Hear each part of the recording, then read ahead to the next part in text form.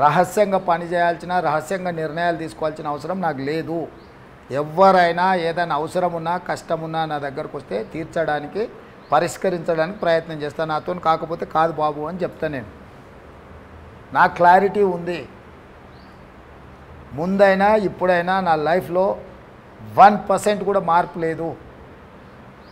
నా బిహేవియర్లో అనుకోండి, నా అప్రోచ్లో అనుకోండి, దేంట్లైనా భవిష్యత్తులో కూడా నేను ఇట్లనే ఉంటా. ఇది కొందరు నచ్చవచ్చు, కొందరికి నచ్చకపోవచ్చు. ముఖ్యమంత్రి కాగానే అంగు ఆర్పాటం ఉండాలని ఒక్కొక్కరితో ఒక్కొక్క వర్కింగ్ స్టైల్ ఉంటుంది. నా వర్కింగ్ స్టైల్ ఇదే, నా లైఫ్ స్టైల్ ఇంతే. నేను ఇట్లనే ఉంటా. ఏ పదవి వచ్చినా, ఏ పదవి రాకున్నా.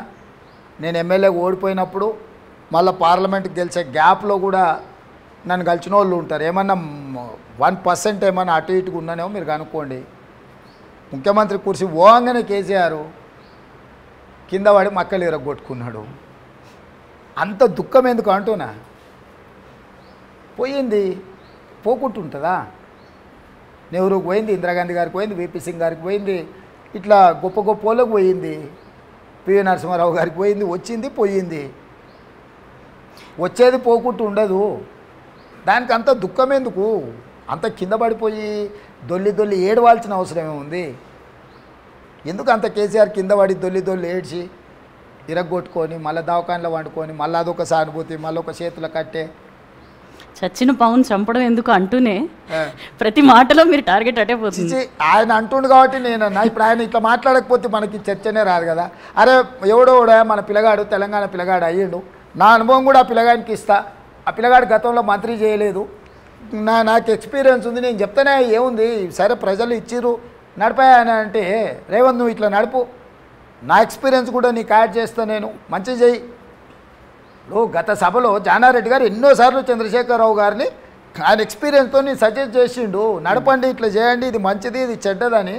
అపోజిషన్ లీడర్గా జానారెడ్డి గారు ఎంత హుందాగా వివరించిండు. అందులో ఒక 10% స్పిరిట్ నన్ను తీసుకోవాలి కదా.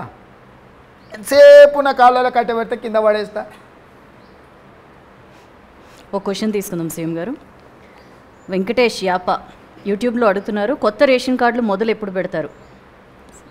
ఎలక్షన్ అయిపోతాయండి, కోడ్ అయిపోతేనే రేషన్ కార్డ్స్ ఇస్తాం. రేషన్ కార్డ్స్ నిరంతర ప్రక్రియ. నేను రేషన్ కార్డు ఒక కట్ ఆఫ్ డేట్కి ఇచ్చేది లేదు.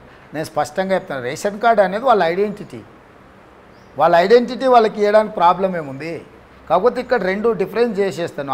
రాజీవ్ ఆరోగ్యశ్రీ కోసమే చాలామంది అడుగుతారు. ఆరోగ్యం అనేది ప్రతి వాడికి ఇచ్చడానికి ఆరోగ్య భద్రత కార్డే, ఆరోగ్యశ్రీ కార్డు సపరేట్ చేసేస్తాను. రేషన్ కోసం ఇచ్చేవాళ్ళు రేషన్ తీసుకునేటోళ్ళనే రేషన్ కార్డు తీసుకోమని అప్పీల్ చేస్తాను నేను. మేము ఏది తొలగించేది లేదు, ఎవరిని ఇబ్బంది పెట్టేది లేదు, మేము అప్పీల్ చేస్తాం అంతే. అన్నీ కంప్యూటరైజ్ చేస్తాం, ఓవర్లాప్ కాకుండా.